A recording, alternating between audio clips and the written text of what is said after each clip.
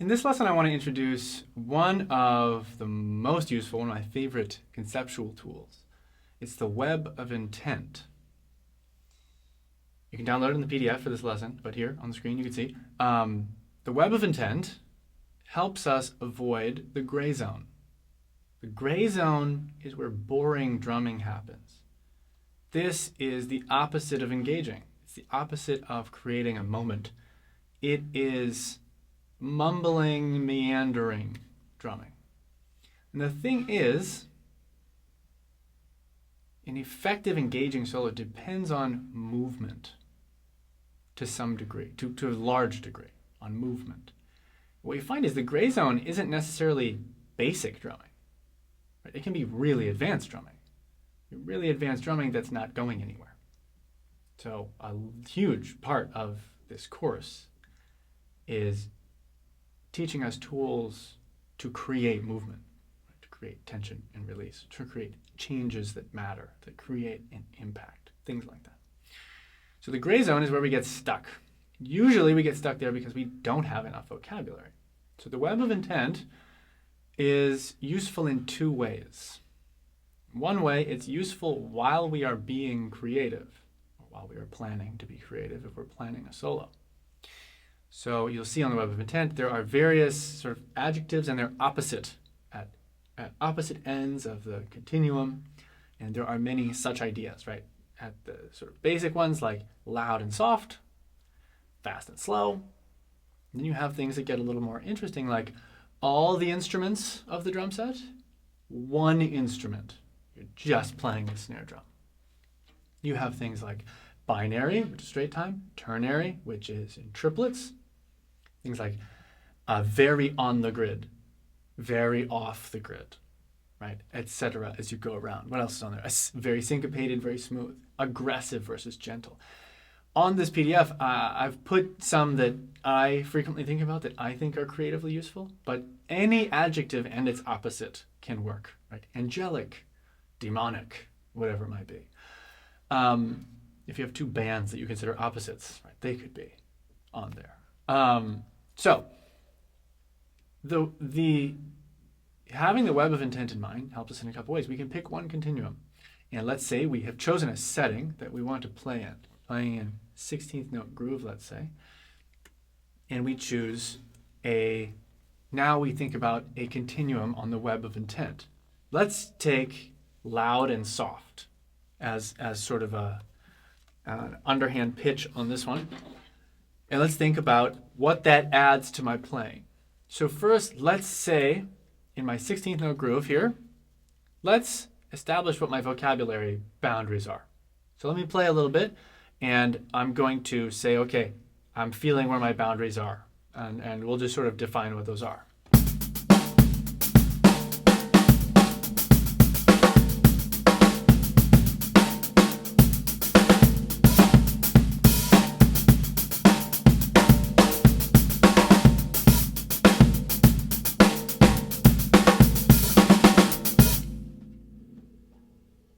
Okay, so in this example, let's say, okay, I'm comfortable moving my hands down, but there's sort of a limit to how interesting my snare melodies are. Let's say I'm just not comfortable with further rhythmic vocabulary.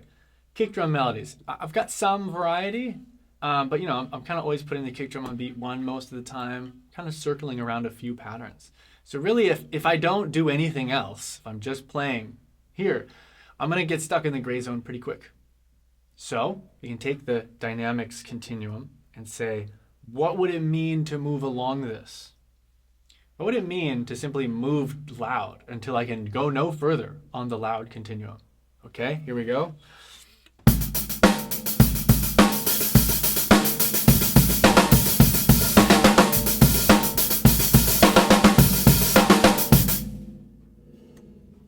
Things change. That's a different energy.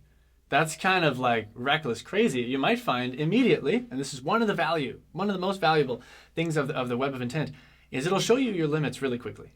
Right? So I kind of feel like if I start playing louder than that, it's actually going to fall apart. I don't know if I have the technique to swing from up here. Right? Some people do. Jeremy Colson plays for Steve Vai. Every note from behind the ear. It's crazy to watch. But he just has, that's the technique he's developed. You'll find, oh, playing loudly, actually, I have to learn to play loudly. I can't just decide to turn it up all the way. Right? Okay, so this is interesting. It's creating a very different energy, right? The melody kind of comes across differently. The hi-hat's really loud now. What would it mean for me to go sort of as quiet as I can before I obviously stop playing? So here we go, the E and a 4 ring and a...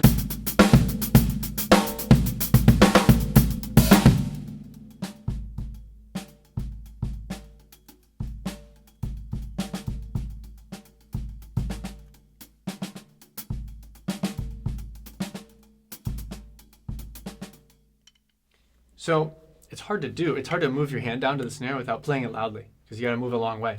Anyways, you start to find things that challenge you. And these are good things because they're not arbitrary musical things. I should say they're not arbitrary challenges. They're musically useful challenges, right? So when I go quietly, this isn't just like if I find that this is hard to play quiet snare drums, that's not a random practice pad exercise that I'm later going to have to like figure out how to apply to the drum set. I'm on the drum set.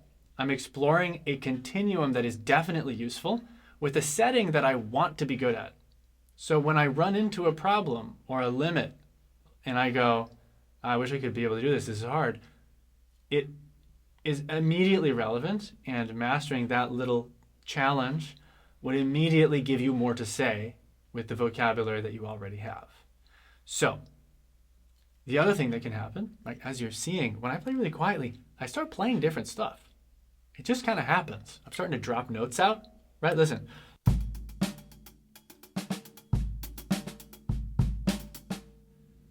I'm removing notes that I really hadn't thought to do at the regular or the high tempo. This is the other thing that happens as you push toward the edges of the continuum, the ends of the continuum.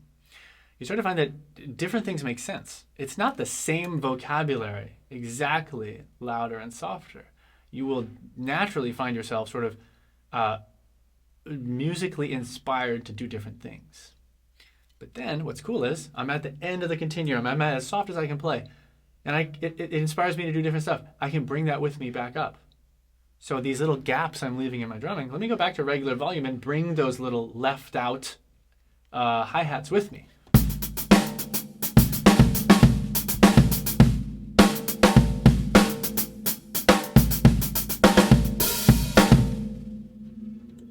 I can bring it all the way back up to my super loud stuff.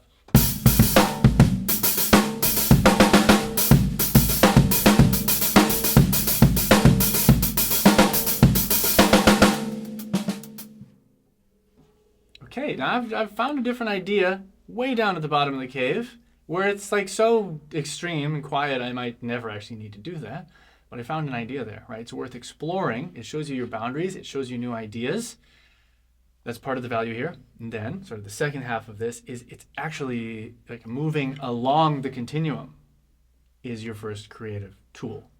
So I have the setting defined, 16th notes, and now I'm going to make jumps on the volume continuum and see if, without really adding any other vocabulary, if that can create an engaging experience, and maybe I can even create some impactful moments.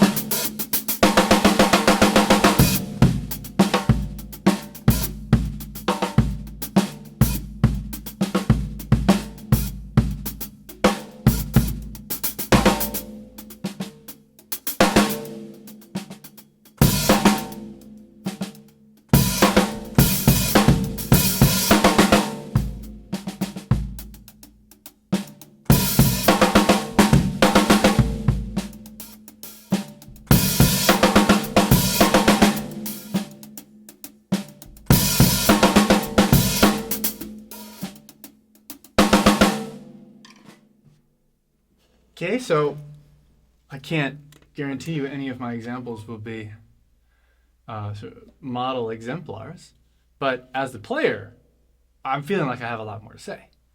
Right? Even quite honestly and genuinely, when I started playing the 16th note stuff, right, I was like, okay, like, yeah, I genuinely don't feel like I have a lot to say with this. And in the act of exploring the dynamics here, this is a great idea for a solo. I've never done this idea, right? This is the value of the web of intent plus the settings idea. It's pushing me to do stuff that I didn't know I had in me, right? All creativity thrives with constraints and prompts, right? So this is me prodding, or I should say the web of intent is prodding you to figure out what you really can do, right? And you'll be surprised. You can probably do a lot more than you think, because dynamics, everyone has dynamics. So let's kind of zoom out. Let's recap here. We're exploring one of the continuums of the web of intent. First thing we do is we just like go toward one end. Loud. What does that mean? What happens? What challenges do I face? What new ideas do I run into? What music? How does this feel? Right? So cool. I go the other way. Really quiet. Same questions.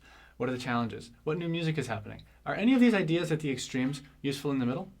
Let's bring them back. And then the second idea is we're moving. We're making jumps, or we're moving slowly along the continuum. And we're finding that this is really creatively useful. The third thing, and this is sort of you've got the creative value of the web of intent, and then you have the practice value. Tied in with the first idea, running to the end of the line, you'll find your limitations, and that should reflect back into your practice room. So let's say, let's say you're working on drum and bass stuff from the sort of drum and bass course on this lesson, on this course, on this website, whatever. Sounds like this.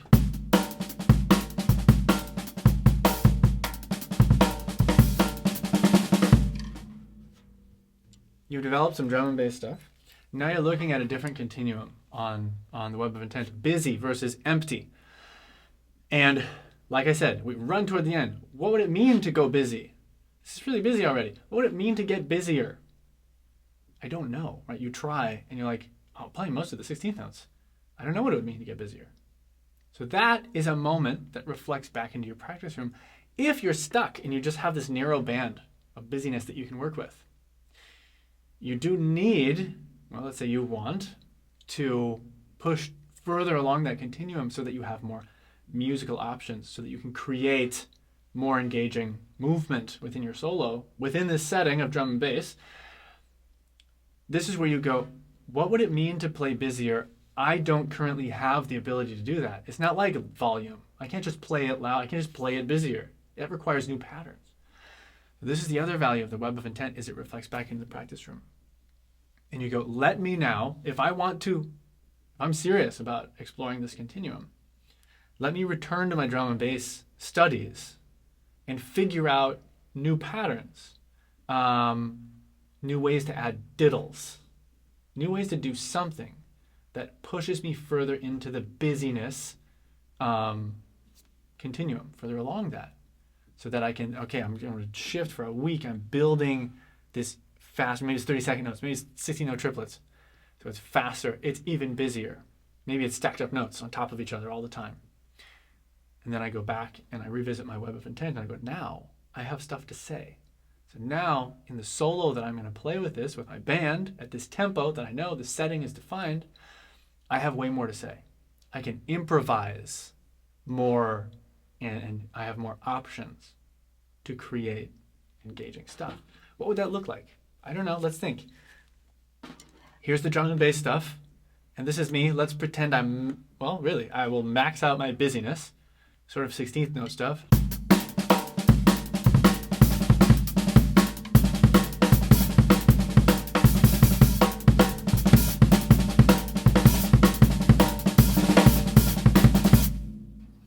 Okay, I'm kind of maxed out. I can't really make it busier.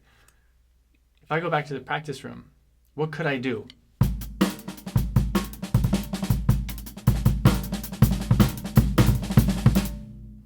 I could stack up notes.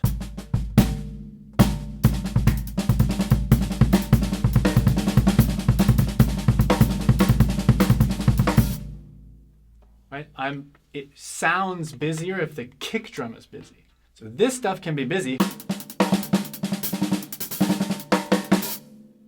but the kick drum carries so much weight that if the kick drum's busy, the whole thing feels busier. So to move along the busy continuum, my kick drum has to be able to be super busy, which means I might have to work on my doubles.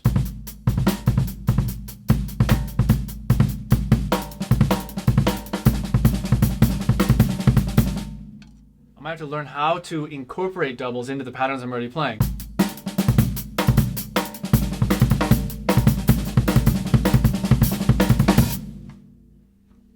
Okay, I've moved further along the busyness scale. Then I go, I think I need to click up the subdivision. What would 16th note triplets sound like in this?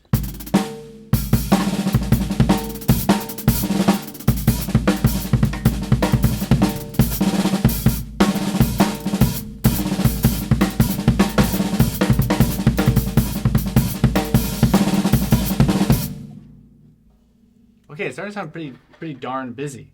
And even with this little bit of gains I've made on the busyness continuum now, I can play within that space. And if I can go that busy and I have control with it, then my original sort of busyness, which was previously I thought was busy, will now feel actually like kind of chill. I feel like, oh, finally a breath of fresh air. Let's see what that feels like. I'll go super busy and then I'll ease up and return to where we started.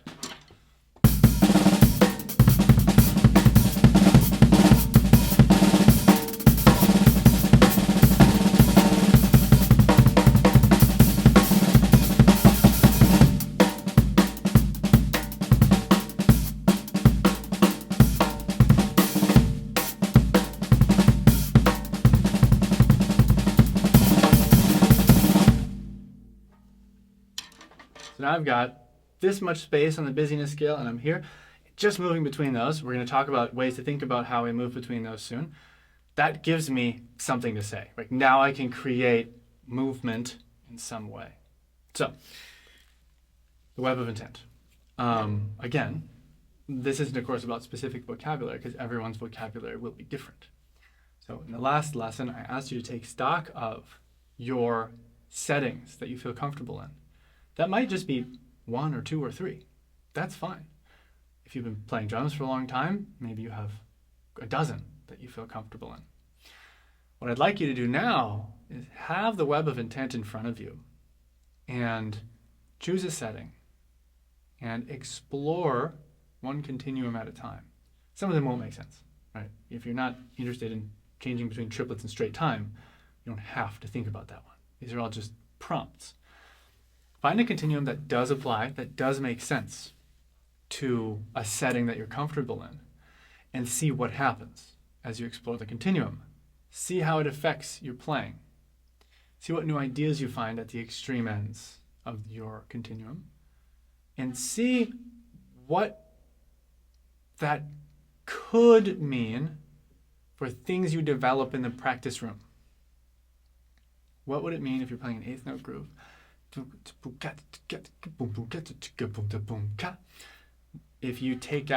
we look at the continuum that says one instrument, all instruments. So if my eighth note groove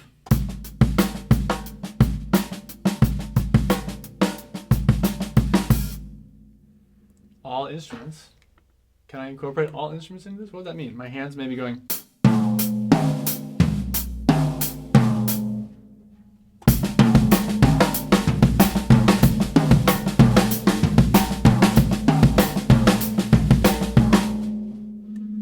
Not quite all instruments though. Don't have these in there.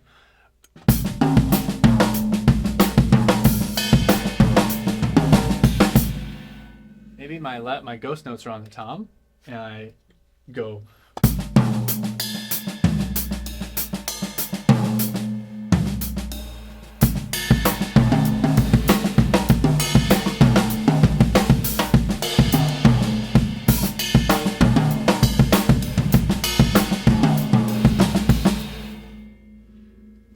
Okay, this is a beat I never would have thought to play, but there's something here that's cool that you could develop. And then removing instruments. I have kick, hat, and snare.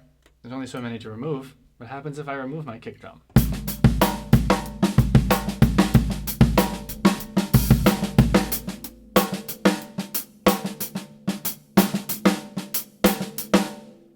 Okay, this created kind of a moment. The low end is taken out from under your feet.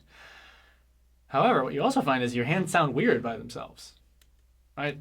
It's like, it sounds kind of boxy and mechanical. Again, moving along the continuum should help you see things to practice. So going like this, not very exciting. Kind of feels like, I feel like I could do more here. This is where you go, okay, no kick drum. How do I make cool grooves with no kick drum?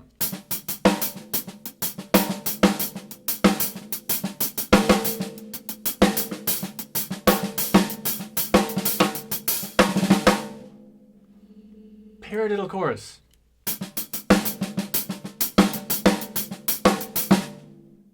On this website, the 4 paradiddles with no kick drums.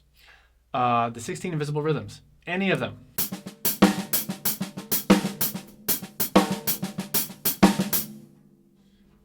So the down up method.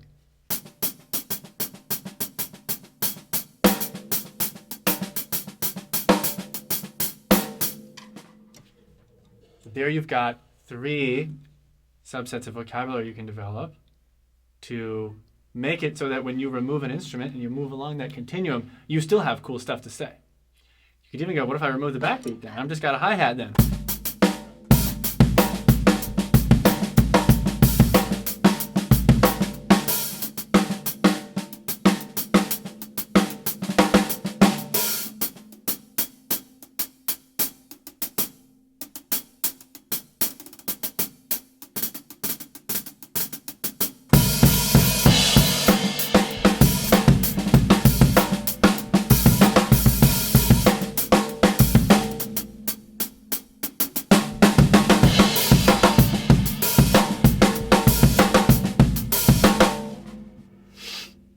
You can hear what I'm starting to do now that I've explored the continuum, developed some vocabulary as I remove items, I can now make jumps and move along the continuum as a creative tool. And then what you might find quickly is, wow, I've been playing eighth note grooves since literally the first day I started drumming, and I didn't know that I could have been doing so much effective music, creating so much music with what I already know how to do. So, just another example of the continuum. But this is what I want you to do. Look at your settings, choose a continuum, explore what it means to move along those continuums, and think about what it would mean to go further. What would be required, right? And again, you don't have to do all this work right now. The point of this chapter is to really understand the general approach, right? So that when the time is right, you can use these tools to define what it is you really want to practice. Now, I do want to, final sort of idea here, is that this isn't just drum solo stuff, right? The web of intent, like some of us are never going to play a drum solo, right? I seldom play drum solos. Sometimes I need to, maybe a dozen a year publicly. It's not like a regular demand. This is just also how you get better at the drums. And so expanding your vocabulary, right? To have more to say, to play engaging music is awesome, even if it's just you, right? You want the music that you hear when you play to be good. I think our goal, ultimately, is to be able to sit down at the drums and open the creative faucet and like the sound of what comes out. And there's really no better feeling than opening that faucet and it surprising even you, right? On a good day, actually earlier today, just got back from being out of town for a few days, sat down, and it was just one of those days where it was like, wow. I was like, this is cool stuff that's happening right now. And I'm kind of supervising it, and these are ideas I've been working on, but the way that it's happening is new to me, even as the player. That rocks. That is totally a worthwhile goal. That is why I would keep playing the drums forever, even if no one ever heard me do it again. It's inherently rewarding. So this isn't just like, prepare for your drum solo. Doesn't matter. This is how we get better at the drums, and we make better music on the drums, which is good if you're in a band, if you're playing a drum solo, if you're making YouTube videos, but it's also good, and more importantly, more deeply good for yourself as the person making and listening to the music all the time. All right, happy drumming. See you in the next lesson.